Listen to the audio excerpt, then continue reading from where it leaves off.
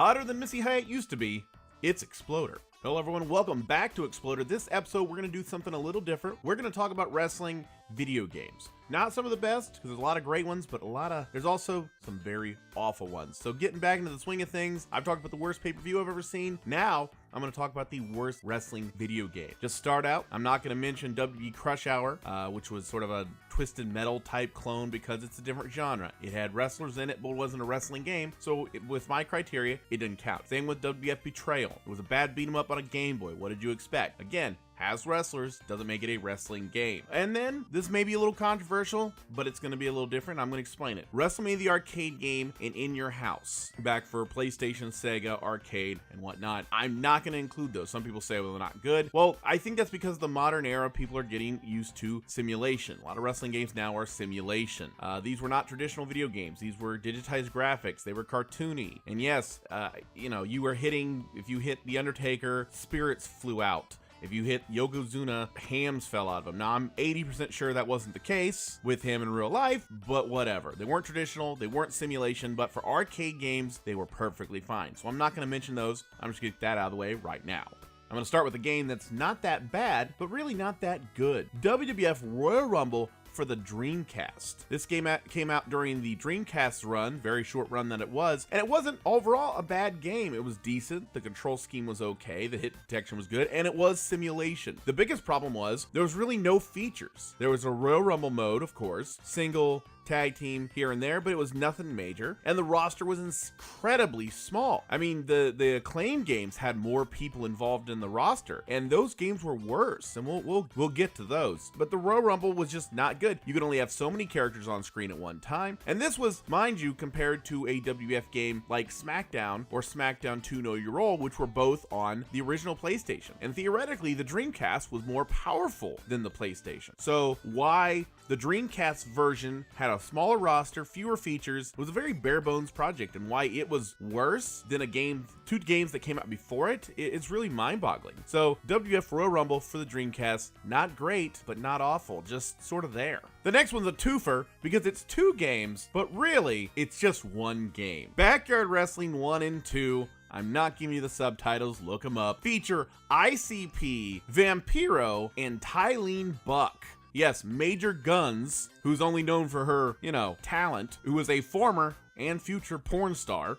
The game was just awful. The hit detection was awful. If you threw something at any point in the entire area, which was usually someone's backyard because, gimmicks, if you threw something, it would find somebody and hit them. I don't care if you could turn around and throw it the exact opposite. It would hook around magic bullet style and hit the person. So no matter what you did, it was going to hit that person. It was frustrating. If you're throwing it, that's cool. If someone's throwing it at you, it's frustrating. The game engine was awful. It featured the Insane Clown Posse and a bunch of unknown guys who were with them. If you were into the Insane Clown Posse, I'm sure you knew who half these guys were, but it featured them, Madman Pondo, in literally his only video game, and rightfully so, and just an awful game. If it features Vampiro, two dressed up clowns, and a porn star, and calls itself a wrestling game, one of those things, one of the parts of that is lying to you. That's all I'm saying. Awful, awful, awful game. Do not play it. Now back to the licensed games. What is there to say about WWF Steel Cage Challenge for the Nintendo? It was a 1980s WWF game. It played like crap. Oh no, yeah, part of the screen was obstructed by a giant blue cage. That's really all I can say about that game. It sucked. There's a blue cage in the way, and it played like crap, so that's all it gets. Doing another twofer, this time coming out of WCW. WCW Nitro and Thunder, both on the PlayStation 1, are basically the same game, only Thunder has a blue paint job. I don't know how to explain how bad this game is. I don't know how to explain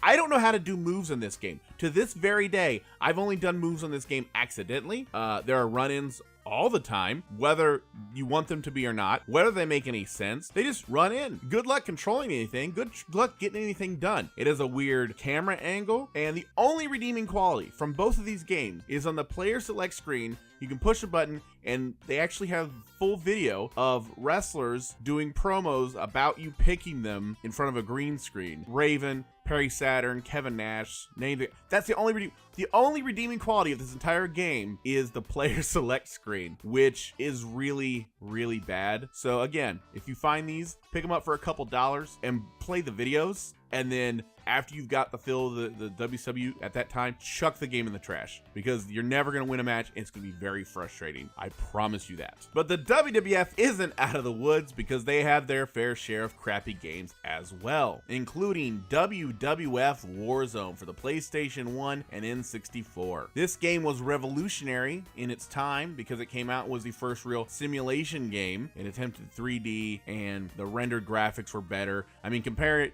it to In Your House and WrestleMania the arcade game isn't fair, because the others were arcade games where The Undertaker literally hits you with a ghost tombstone, and these were meant to be more like wrestling. The problem with the game was, quite frankly, the control scheme was awful. You had to be a CIA level hacker just to pull off a suplex, and they had a lot of moves. They had a lot of people on the roster. They had full motion video. I mean, it was really a good game. It should have been good. The problem was it was just not intuitive to play. It was Acclaim's first wrestling video game, and it shows. And the problem is, if this were one game and they fixed it, that'd be a different matter. But they did this 3 more times. The WWF Attitude after this, which had a bigger roster but played the exact same way, and then later ECW Hardcore Revolution and ECW Anarchy Rules, which was the same exact game, only with a Inferno match ripoff called Brimstone, a UFC match ripoff, and a roster full of guys like Balls Mahoney and the Sandman. But it was the same game as Warzone, so I'm giving Warzone the nod here because I didn't want to list 4 games, although I just did, about how awful this game was. It just didn't play right. It looks cool, it was a revolution for its time, but it plays like crap.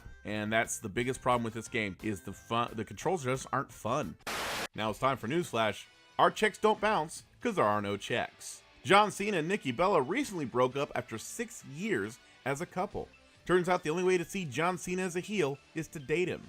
Vince McMahon is reportedly high on Baron Corbin once again, and many expect to see a big push for the star in the coming months. WWE is already working on a wig with a bald spot merchandise for just the occasion. The Saudi Arabian event, The Greatest Royal Rumble, will now be 6 hours, featuring a 50-man battle royal and a casket match between The Undertaker and Rusev again for some reason. This is the greatest thing to hit Saudi Arabia since the last exorbitant thing someone in Saudi Arabia spent money on. Bruce Pritchard and the Pod God, Conrad Thompson, are beginning a new podcast for the WWE Network. They promise the same insight, with a likely chance that the next time you hear Vince McMahon's voice screaming, it could actually be him. In his Hall of Fame speech, Mark Henry playfully mentioned that he thought he had one more run in him and threatened current WWE champions. This is the most intimidating thing he's done since saying, "I will destroy you," to a Florida Outback Steakhouse. The restaurant has since closed due to security concerns. The Superstar shakeup happened recently, with Raw getting Sami Zayn, Kevin Owens, and Scottish Diesel, while SmackDown got Jeff Hardy, Samoa Joe, and Big Cass. In other news, Enzo Amore just got transferred to the night shift at a New Jersey Planet Fitness where he works. Everyone's a winner. That's it for Newsflash. Now let's get back to the show.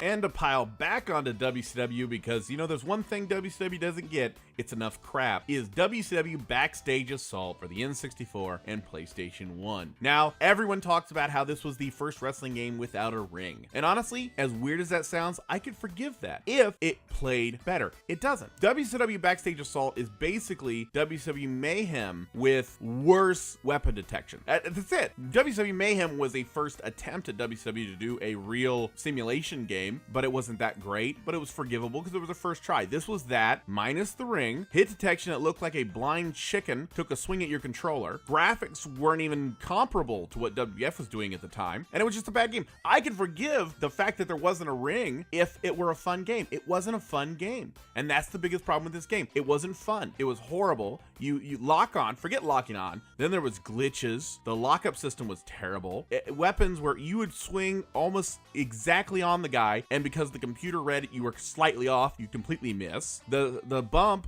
if you sold a weapon, there were 2 ways to sell a weapon. You either stumbled backwards, like you turned and stumbled, or you fell. That's it. That's the only way. You get hit by a truck, you'd either stumble back or fall. This game looked bad, it played bad, and it was just a terrible game. And again, I could forgive the no ring part if it just played better, and it didn't play better. So that's why this one's awful. Again, you can get this for a couple bucks anywhere, and I played it just for sheer curiosity, and I'll be honest with you, I'm kind of regretting that I did. And we're going to close it out with the worst of the worst. That's right, Hulk Hogan's main event.